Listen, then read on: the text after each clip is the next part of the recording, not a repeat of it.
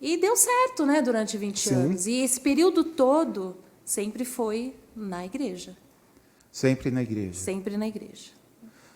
Sandra, depois de que passou tudo isso, quando você passa na frente de uma dessa igreja, que eu não vou falar o nome e é meio difícil descobrir, e você vê a placa, assim, um slogan, pare de sofrer, qual o sentimento que vem para você? Porque, ao mesmo tempo que você conheceu adolescente, teve todo um envolvimento sentimental, e só quem atua dentro da igreja para saber o quanto isso é importante para a gente, o quanto isso fica assim arraigado, tipo da gente chegar a sonhar, 10 anos depois que saiu, você ainda sonha que você está na área que você atuava.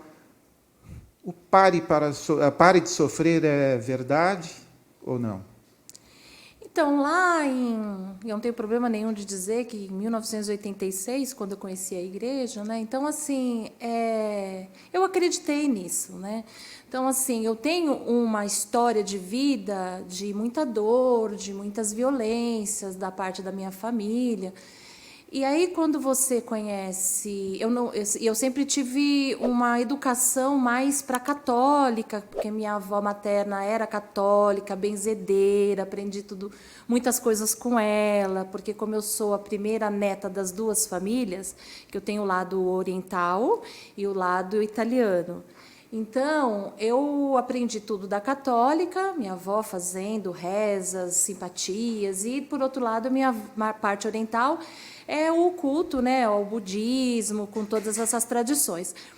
Mas como eu vim de uma família assim com muita violência, e quando você conhece esse Para de Sofrer, vai ouvindo programas de rádio e através na época do meu namorado e da família, e que eles tinham também uma raiz cristã mais tradicional, aí quando vem essa igreja, né, que me apresenta e que tem um pouco mais de liberdade, não tem aquelas tradições da roupa, das vestimentas, do cabelo comprido, aquelas coisas todas, então você vai conhecer.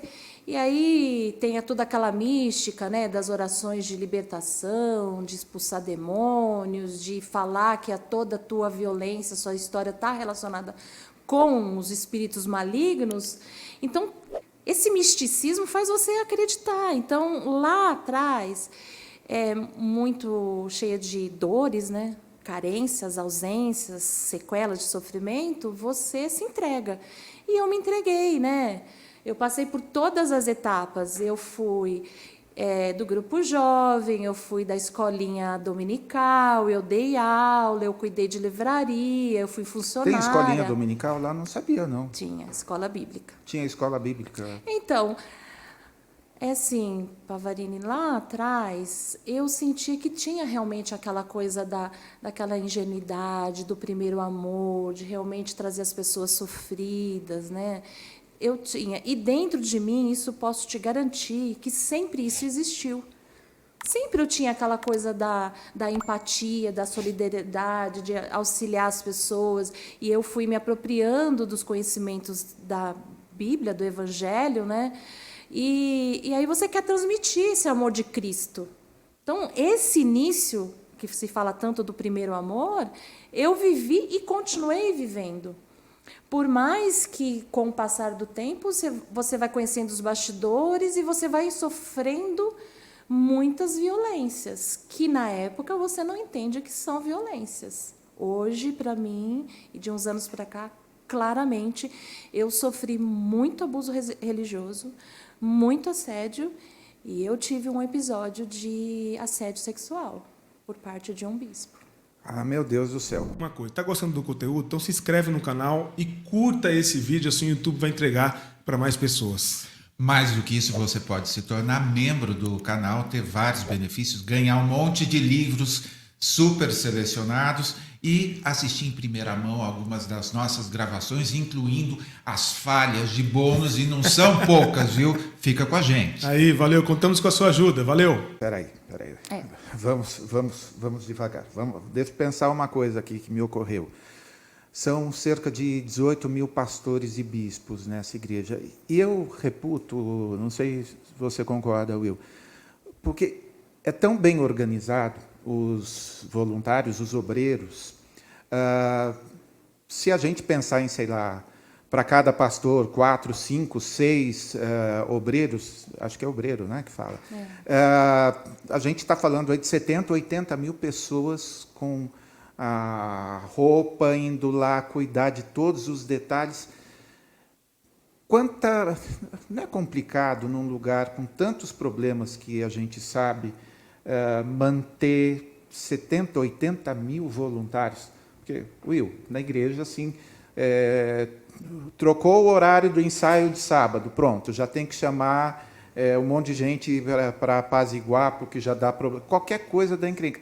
Mas eles têm um exército, e a palavra é proposital, porque eles são meio militares.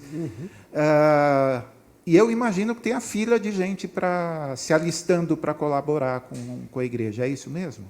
Então, né, porque assim, para você chegar a nível de fazer a obra de Deus em qual escala, esfera seja, com qual nomenclatura, existe todo um processo. Então, busca muito uma santidade, né? Que você atenda toda aquela questão da doutrina, dos ensinamentos, e que você se identifique fielmente a tudo que se fala.